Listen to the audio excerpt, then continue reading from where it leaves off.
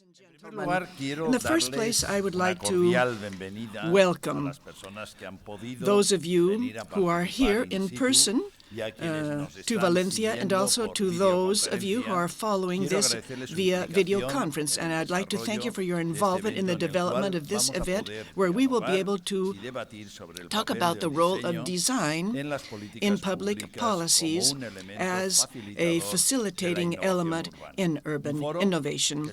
This forum is being held in a very special place for this city, and in 2022 it'll be the World Design Capital.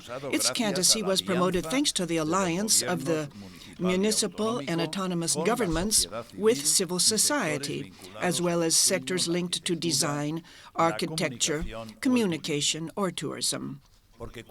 Because when we speak of design, we do so from a mainstream perspective. As mayor, I must say that the main goal of this government team is to do our utmost to broaden the degree of freedom of its citizens and to improve their dignity by strengthening prosperity, safety, empathy, and solidarity, the feeling of belonging, of having an identity, and the rendering of all the services that affect our well-being, such as education, culture, leisure, or health. We want Valencia not only to be an efficient machine, where one may move about in a sustainable manner, may produce and consume appropriately, may have access to welfare services, but also, we want our city to be a space for emotions, to meet up with others, to find diverse stimuli, to have quality relationships guided by refined values such as fairness, respect, tolerance, freedom, solidarity, empathy, sensitivity, and the love of beauty and of nature. And for these two dimensions of urban organization, efficacy and emotions, we need the indispensable contribution from design. Design shares various attributes from quality democracies. Firstly, it is a methodology to resolve shared problems such as democracy is. Secondly, it understands and listens from the perspective of the user, becoming the definitive judge, as democracy makes sovereignty reside in the citizenry. And finally, design opens up the door to dialogue through exercises of trial and error or experimentation, such as a thoughtful space within democratic models. Design contributes to an in-depth study of democratic scope of cities making use of knowledge and technology. Besides, design enables us to be exposed to beauty, as well as to be in touch with it, to awaken our expressive sensitivity, to share, to feel, and to enjoy things we should demand from a true democracy, far from the tension, the dissatisfaction, and the tribulations that so frequently torment democratic policies. Today, we already know, share, and disseminate from the Valencia government the idea that design is the essential tool to give shape to new processes of creation, social interaction, participation, and governance to make cities more efficient, resilient, attractive, and sustainable. This is why we fully support the Valencia World Design Capital for 2022. But now is the moment to go beyond in order to turn something circumstantial or into something structural and strategically, that is to say, in the short term, into processes that provoke irreversible transformations into a way of managing cities. From here, the aula magna of the 500-year-old University of Valencia, I make an appeal to all cities around the world, especially European and Mediterranean cities, to take a moment to think together about different ways of adding the design compass to the toolbox in order to govern cities. The design opens up a new way of governing cities. The first step is to activate awareness about the importance of design as a facilitator of innovation. And to do so, we must have clear evidence, detailed information, applied know-how. And with all these things, we should target not only businessmen, but also municipal experts, politicians, social players, cultural organizations, and even high school students in our cities to convey and to explain that design is a tool that can give solutions to business goals and to important challenges that are proposed in cities such as sustainability, inclusion, demographic challenges, participation, prosperity, and equality. The second step would be to generate a favorable environment for the appearance of training programs to capacitate any interested person and the citizenry in general to acquire knowledge and even techniques and practice in design. This approach, from the occasional limited educational competency of the local corporations in Spain, well, it should be transferred to all levels of education, be it formal education or informal education, such as lifelong learning.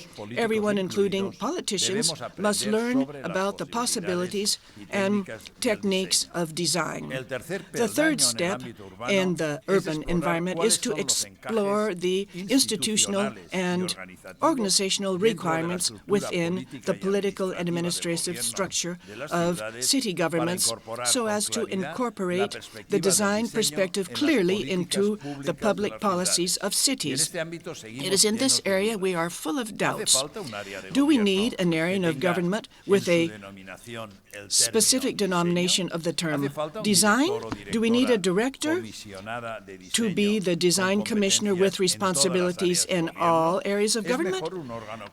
Is a consultative body for design better? We have no other choice than that of experimenting and sharing our experiences in order to adapt them suitably to our local requirements. Here one must pay attention to Helsinki and its chief design officer, or to the former governor of Madrid under Carmena and its creative director, or to Barcelona with its Barcelona Centre Disegni, or to the design policy laboratories with their multidisciplinary government teams that experiment by incorporating design processes in the development of public policies. We will be on the lookout for all these organizational models, perhaps to design one for one of our own to fulfill our missions.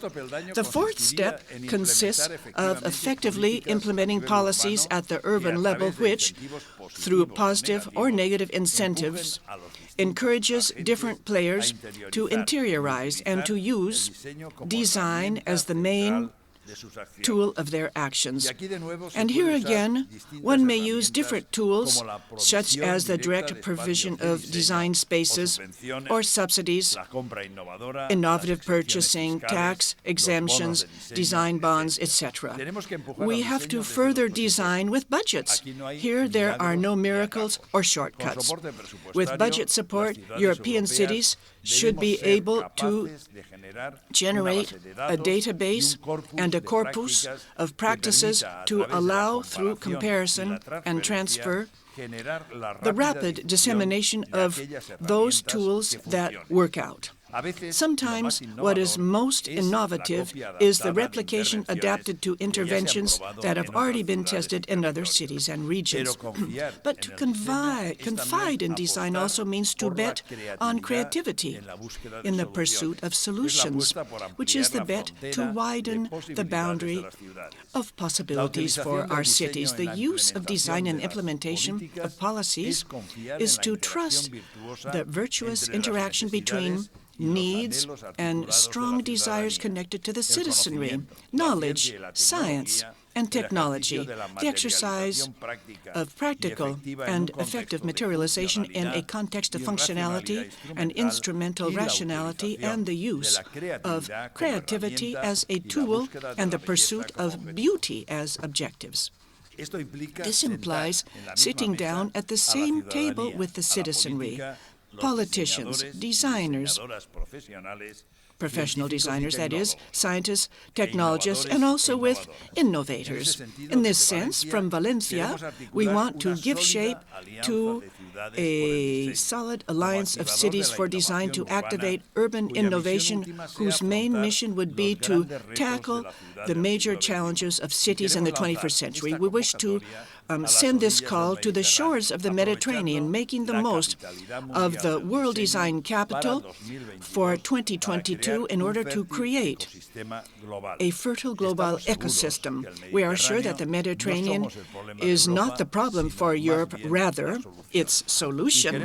We hope to learn a lot from your debate these 2 days and would like for design to satisfy our senses and for it to lead to changes in our cities. We want Valencia to be a space for debate, observation, reflection, knowledge, and dissemination of the abilities of design for urban transformation. The useful city of the 21st century is the one that narrows the spaces for its cars and widens the avenues of its ambitions.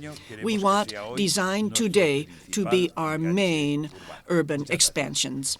Thank you very much.